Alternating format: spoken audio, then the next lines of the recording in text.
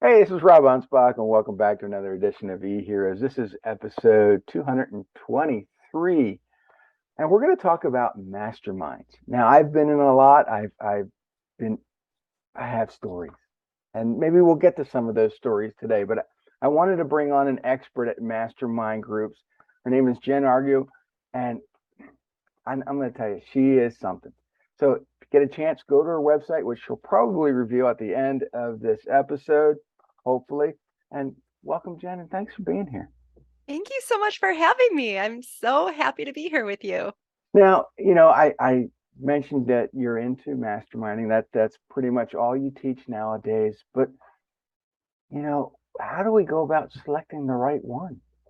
Well, it's really important to know what you want, going into it because there's so many different kinds of masterminds out there. There's like what I call the stage masterminds where there's one person up in front who's kind of the lead facilitator who divided everybody in the group into, smaller groups and does the little timer thing where the hot seats are changing.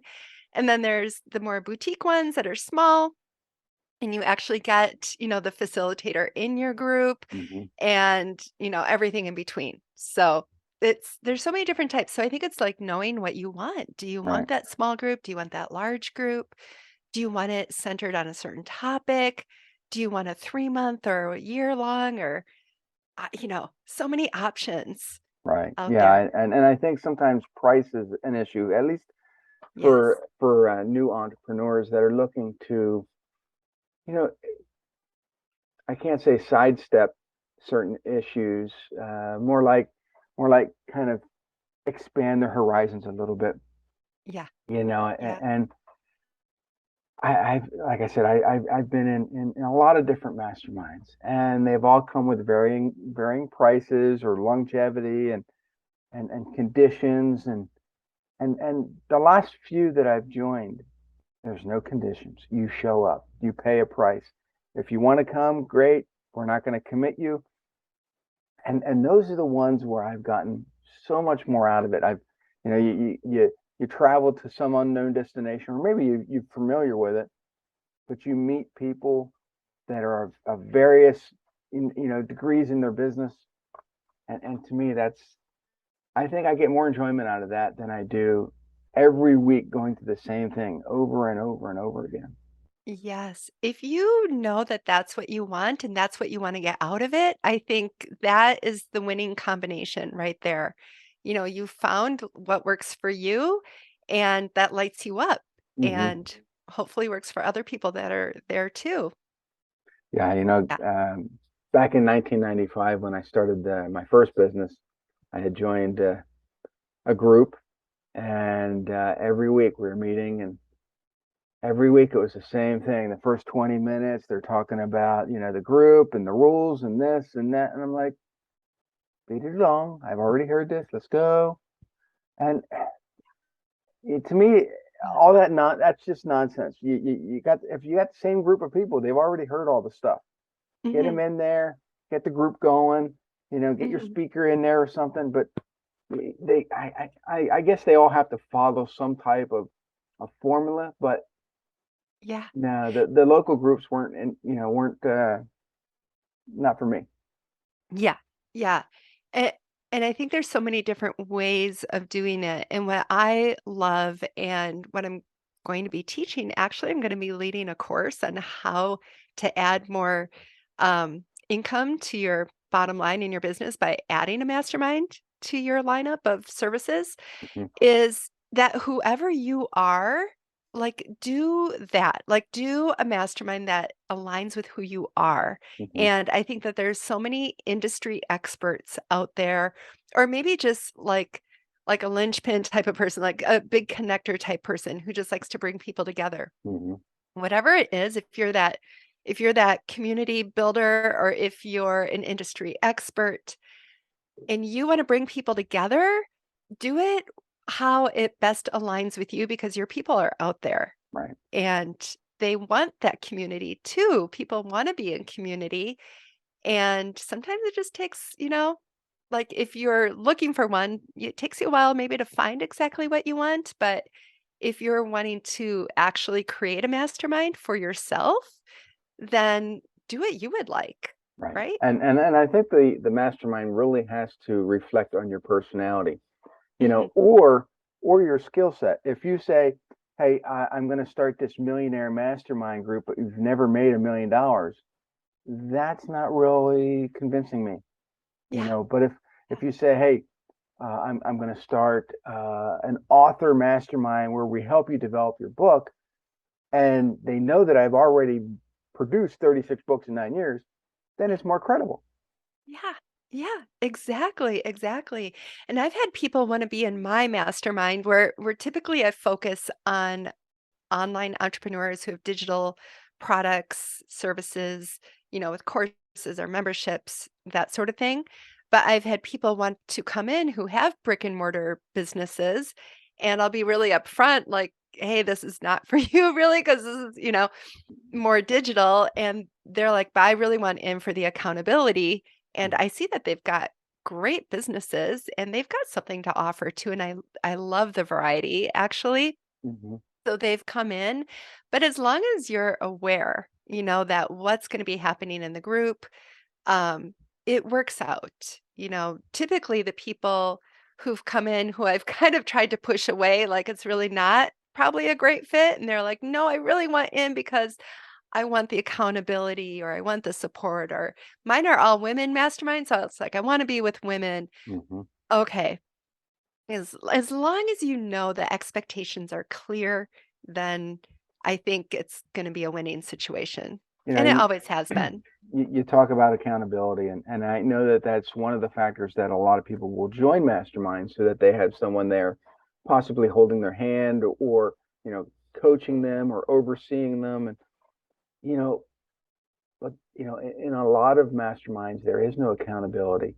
You go in there alone and you still feel alone. Mhm. And even when you walk out, you're like, okay, I thought I was going to get this, but who's going to help me? Yeah.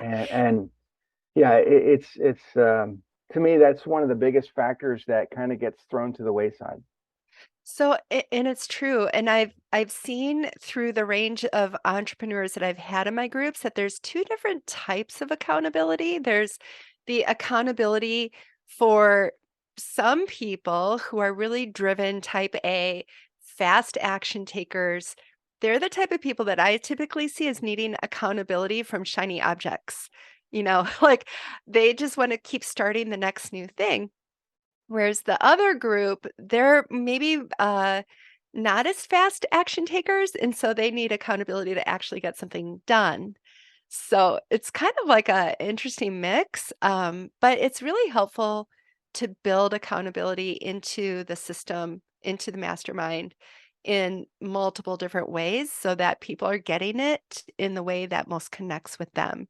So, Hmm. whether it's in the meeting or whether it's in if you have a community group outside of it, like Slack or Facebook group or whatever, that you have it in there, or maybe you have like a monthly form that Hmm. goes out and asks people, what worked for you this month, what didn't?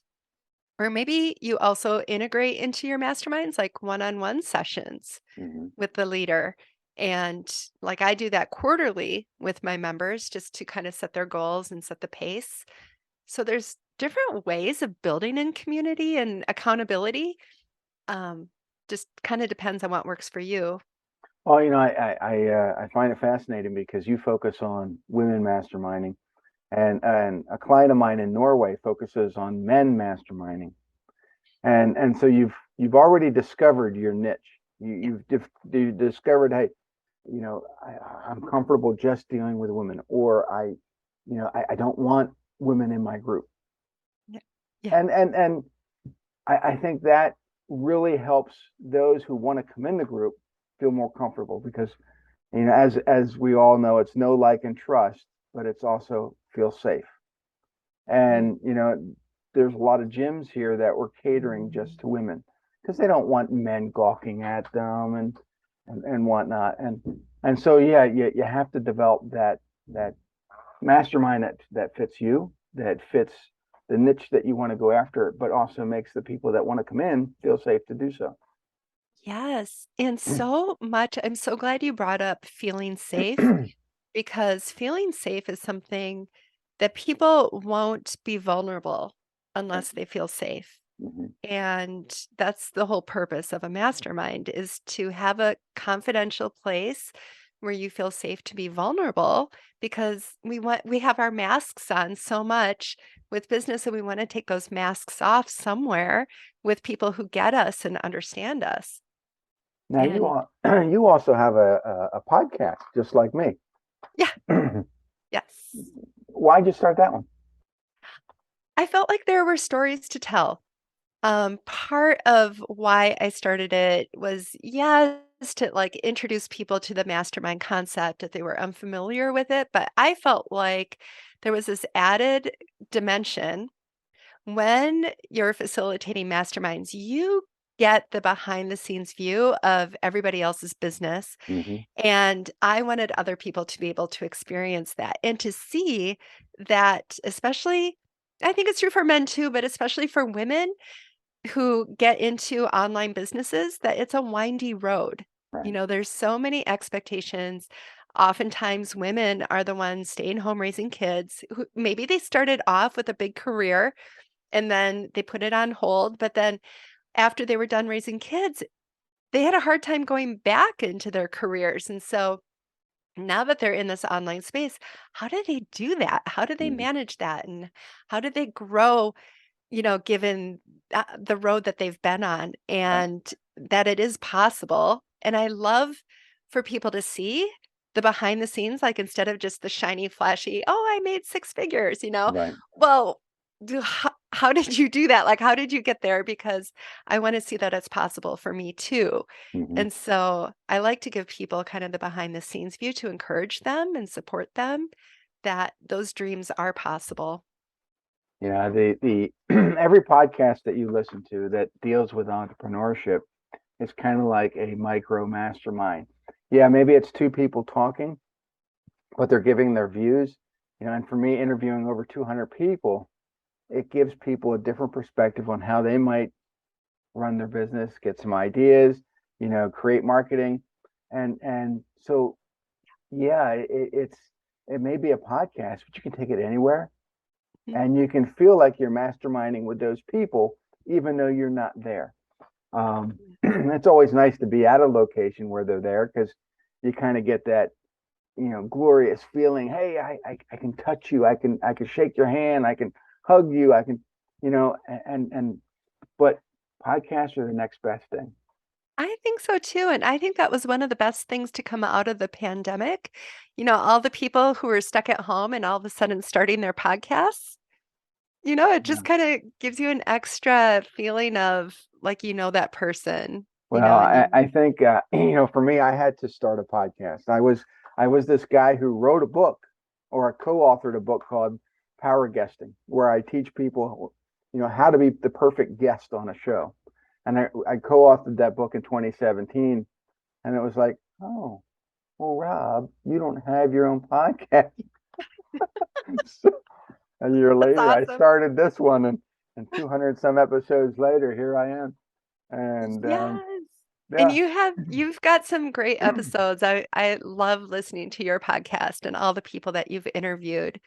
It's really fascinating. there's a lot of them, and some of them have quirks, and some of them That's the are very best. unique. And one person says, Rob, you really get an eclectic group of people on your show. I'm like, you know, every entrepreneur that I've ever met is not normal. I mean, we all have ADD, um, and we all run our businesses differently. Mhm. Mhm. So I mean, I've had people that I knew were going to be an entrepreneur before they even knew they were going to be an entrepreneur, and I got them on the show. And a year Mm. later, they lost their job as this, facilitator, and got, then and had to be an entrepreneur. And now they're out doing coaching and speaking, and they're making some good money. And had it not been for that encouragement, I don't think they'd be where they are. I So think you're very, yeah, I think you're a very intuitive person, and you can probably see those things in people that they can't see in themselves. yeah, I guess it's the curse I was given.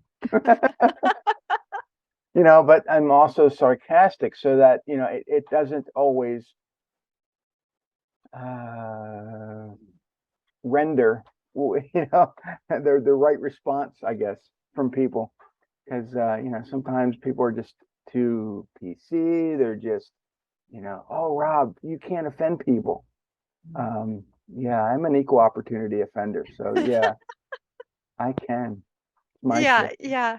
Well, I think it's important to be ourselves, right? Yeah. And yeah, you might be an offender is how some people might take it, but you have this heart of gold that I've seen and heard, I mean, through once your you're a client, podcasts. I will move mountains to make stuff happen. Yes, yes. But if you're going to call me up and try to scam me, guess what? You're going in my book or You're book. right. You need one of those t-shirts, or do you have one already that says "Be careful, you'll end up in my book"? No, I don't. But I had interviewed somebody and they were coming out with a new book, and I said, "Please kill me off in your next book," and they did. Went great. Oh my gosh, it's So, hilarious. but That's funny. why did you get into teaching masterminding? Because there's a lot of people that do it. Yeah. I know you do things a little differently, Mhm. and but nobody just wakes up one day and says, "Hey, I'm going to teach people how to do masterminds." Yeah, Maybe well, you did. no, it's definitely an aha moment. So, I'm a therapist by trade, and if you know anything I'm about sorry. that, yeah, I know. If you know anything about it, you have to be licensed in your state that you're practicing. And I've moved a lot. I've been licensed in 2 states, and you have to take a board exam. And so when I moved to California 7 years ago, there was somebody else who had moved here just before I did, who was in a very similar situation and was hitting a lot of roadblocks with the government, with the test and whatever, all that stuff. And I thought, well, we're in California. Life coaching is kind of a thing. How about I not be licensed? And I practice as a life coach. And so I decided to go that route. And then I was like, okay, but I don't have insurance companies giving me clients and I don't have my network for the word of mouth. So I decided to Google, as any normal person does, how to get life coaching clients, and came across this guy. I took his course. It was like the first one that popped up, right? Took his course, realized his course was basically on SEO, which he was killing it, obviously, Not because SEO. he came up on the first page, and I bought it. I wrote a book on So that too. so one of his bonus one of the bonuses in the course, this was literally the first online course I ever took. The bonus was given by his mastermind facilitator, and I took it, I did the bonus and I was like, "Oh, light bulb moment. This is this is for me. This is what I meant to do because I have, all this experience with leading groups, therapy groups. I've seen that people in groups progress much faster than in one-on-one because you get the whole group commenting and giving you Hmm. feedback. And it really is an accelerator of growth. And so that week I called up a group of my friends who owned businesses and I said, do you want to be in a 3-month mastermind? I'm trying this thing out. And they were all like, yes. I mean, they were unanimous. Like, I can't believe you asked me. Yes, please. And so I signed them up. I ran the group as best as I, could figure out how. And they all said at the end they got more done in those 3 months than they did the whole year previously. And I was on fire. And my husband was like, how do you even have energy after leading a group for 2 hours? And I'm Yeah. like, "Are you kidding me? I'm made for this." So then it was just like, how can I keep doing this, and how can I get my name out there and grow this business and help people? So Wow. I that's mean, how it right there, started. that's an origin story, and that's how she got her superpowers. Yeah, it was super exciting, and it's like I don't wanna do anything else, and would do it for free, but I quickly found out that people oftentimes don't show up the Yeah. same for free as they do No, when they pay. and that is right there. In my prior business, I had a carpet cleaning business, and I used to give out free rooms of carpet cleaning just to get people to try me out, and I had to quickly learn that free, although it did get me jobs, didn't get me money, and so I had to start putting stipulations. You couldn't live in the city where I couldn't find parking. You had to live in these, communities. You had to do this, this. You had to be a single, a homeowner. You couldn't rent the darn thing. And the more stipulations I put in this thing, the more, or the better clients I used to get. Oh. And I would run these full page ads in these coupon magazines, and my competitors would start calling and say, you can't do that. That is unethical and blah, blah, blah. I'm like, dude, I just spent $1,000 to give away free and you're calling that unethical? Yeah, what? But that's what turned my business around. The Mm. problem with free with a commodity and free with a mastermind is totally different, because Mhm, free holds no value. mhm. When people come to a mastermind and they're doing it for free, you're kind of like me. You didn't put any stipulation. You're going to get all the people that just want Yeah, something for nothing. And right. and they're not going to be long term. They're not going to care. They're not going to give you referrals. And so when you start putting that stipulation on, or you start charging, people are going to, $1,000 to join. I don't have the money. Mhm. Those that can afford it will join, and they're not going to be pain in the asses. They're going to feel value. They're going to love the experience, and they're going to refer people just like them to pay you even more to join. And Yeah. that's how you really can grow your mastermind. I think with Mhm. with a higher rate price than what the typical people are out there charging. Mhm, mhm, and I found that out pretty early when I started running my mastermind. I charged a very nominal, what I thought was nominal amount, and I got so many people who just said, "Oh gosh, that is way too expensive." And then just I don't know if I had a coach who recommended I do this or how I thought of doing it, but I started charging double of Yeah, what that amount was, and then I had no problem at all right. signing And, people up. Nobody complained about the price. right. And sometimes you can just do the occasional 2 day travel mastermind where we go to exotic places. You pay 2,000, 3,000, 5,000, and people will do it because they're getting out of their comfort zone. Yeah. They're going somewhere where it sounds exciting. They get to do new stuff that they're not, don't normally get to do, and they get to meet all these kind of, cool, interesting people just like themselves. And to me, that's what I like about certain masterminds, Mm. where you get to do stuff or meet people that you haven't met before. Yeah, get some new experiences, meet some new people, hear some new Get more ideas. material from my books. Yeah. There you go. Always. Yeah. So I mean, Yeah. because and California is expensive, so you really have to charge a lot higher than what possibly we would charge here in Pennsylvania. Well, and my masterminds are virtual, so, people are all over the world, Mm, and it is really expensive for some people considering the exchange rate yeah. too in their countries. Um, but it works out, and I think if they're virtual, there tends to be kind of, industry expectations of, what you're offering, the prices and everything, and of course, you try to have good, USP or, you Hmm. try to, like, stand out what makes you special.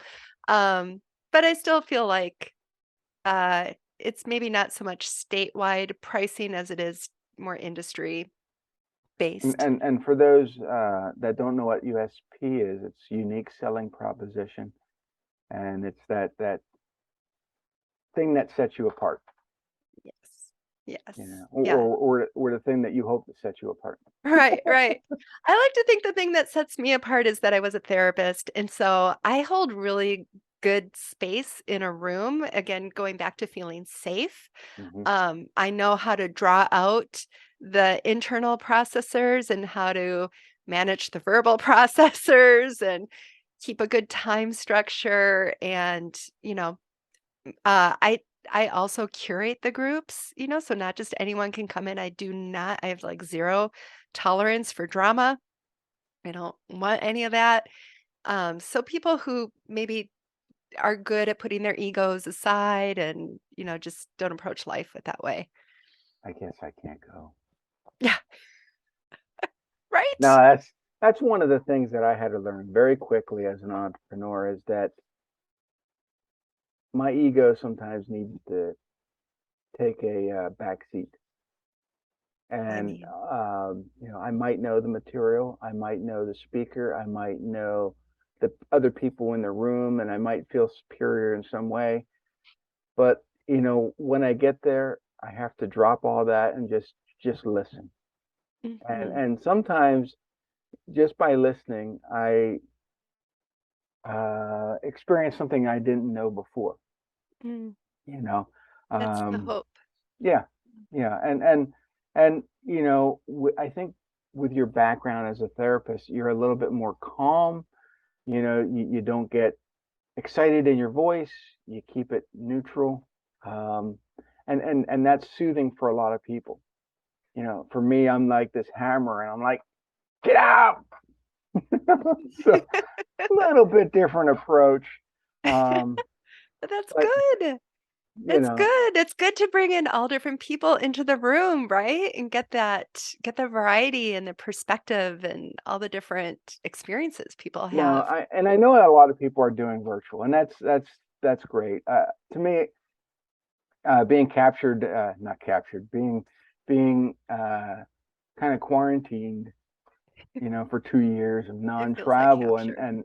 and and non-physical contact with anybody, was really depressing to a lot of entrepreneurs. Yes. And so, anytime I have the ability to travel, I do. I mean, it's just, I'm not a big hugger, but I'm learning to be. Um, Do yeah, you feel like being in person, like hugging becomes part of it again? I Part of feel your like life? I feel like somebody's trying to capture me when they try to hug me, but Oh, yeah. it's like, no, but um, I'm learning. I'm Yeah. getting more patient. Um, but yeah, it's I think when you run in certain circles and you meet the same people over and over and over again in certain towns and a lot of them are in the same masterminds as I am, so I'm seeing them more often, Okay. and some of them have been on my eHeroes podcast, so we've become really good friends. Yeah. And they get to brag to their friends, oh yeah, I know this guy, he's very sarcastic, he's written some books, and then I meet them and they're like, oh, you're a jerk. Oh, I'm like, oh okay. no. But it is what it is. It We, is, and the world becomes smaller the more you're getting out there and mixing mhm. with groups, and like you said, you're running into people multiple times, and I mean, I'm in California twice a year at least, in Florida and Dallas, and so I think I know more people out there than I do in my own local town anymore. But I think for me yeah, it was having a local business for a long time. I knew everybody in town. I right. knew the roads. I knew, and I could talk to people as a neighbor. But the Mm, problem with that is I had, when my wife and I or the kids would go to dinner out, people would know me. They'd run into me. Hey, Rob. I'm like, dude, I'm mm, eating. I'm with the family. Leave me alone. You mm, know. And now I have complete anonymity because I don't. None of my clients are local anymore. All my mm. consulting is, they're all out of state. They're all out of country. They're everywhere but where I live, which is great because now I can go to the out to dinner and not be bothered. Although Right. I Yeah. 4 times now I've gone to Dallas and I'm in the airport and people are like, "Wow," and What? trying to run away. What? So yeah, it's I'm only Oh my famous. gosh. I'm only famous outside of my own town now. So So now for all your anonymity needs, you can just like walk around your own main street that's and right. Nobody cares. They're like, oh, yeah, no I know. disguise necessary. And the thing is all my neighbors they see me at home a lot because I have an office here. They're like, what do you do? You're always at home. Are you on unemployment? Or you on People don't get it. disability? And did you Yeah. hurt yourself? And I'm like, no, I work. And they're like, what? And I'm like, I've authored books. And they're like, you can't author books. You're just, yeah, it's I enjoy people not knowing who I am locally. Well, yeah, because you've had it both ways, and so you can say now this is much better. Yeah. So how do people get a hold of you? Where do they, I mean, because all your people are virtual. Yeah, so people find me all over the place on Facebook, but I'm typically more active on Instagram. So Instagram's a great place, but I'm on LinkedIn too, just not very active over there. Also my website, jenargue.com, and everything's pretty much there. So And it's a she's great read way. one of my books and she's still Rob here. versus the scammers. I loved it. My favorite line in the book is when at the end of the conversation you'd say, "Well, you called me." Yeah, they always say, you wasted our time again. And I'm like, well, I Well, didn't call you. you You called called me. me. And yesterday I had 13 scam calls to my phone. And, I No. try to answer some of them. Um, I'm not allowed to answer the home line anymore because, the kids and grandkids, and they don't need to hear that. But when they call this, So There you go. the other day, I was on a podcast with somebody, and my phone rang, and I usually have it on Do Not Disturb when I'm on podcast. And I went through my whole spiel, and the guy's cracking up. He's laughing. He goes, "Yeah." He goes, "Everything in your book's real." I'm like, "Yeah, it is." Have you ever recorded it? I I wonder. have recorded some, and I have a couple of them on YouTube. But Oh, I'll have to the look for problem that. is they can hear when I have the speaker on because I Oh, guess the voice gets louder. okay. And so a lot of times I'll, you know, jot notes when I'm doing it so I can remember to write it down and send it out. And a lot of them I just shared out on Facebook. Yeah. And people are like, write the book, write the book. I'm like, okay. So I did, and kept writing. And There you I have enough material now to do book 7 and 8. And we amazing. just wrote the pilot episode to a future TV show based on the books. So we'll What? we'll see if that gets picked up. Oh my I have gosh. a production agent that's going around now trying to uh, drum up interest. So yeah, Oh, that would be amazing. but I hope. the Hollywood is just is a different monster. Oh, yeah. I've got friends who are writers here, and yeah, I've heard a lot. Yeah. Yeah. So I mean, we could talk about this all day long, and I want my listeners to understand that masterminds are good. And some of them are bad. Some of them will waste your time. And I want you to go to Jen first if you have questions on a mastermind or which one's right for you. And I'll have the website below. And if you're watching this on video, if you hear it on audio wherever you listen to your podcast, its uh, website is www.jenargue.com. And listen to our podcast. They are on the site, and she's got a wealth of information there that I'm sure that once you're done on her website, you'll want to join all her virtual masterminds. Well, if you're a guy, forget it. You can't do Forget it. it. Buy my course. Yeah, buy the course though. Yeah. So Thank you so much. uh, I'll see everybody on the next episode. Adios. Thank you.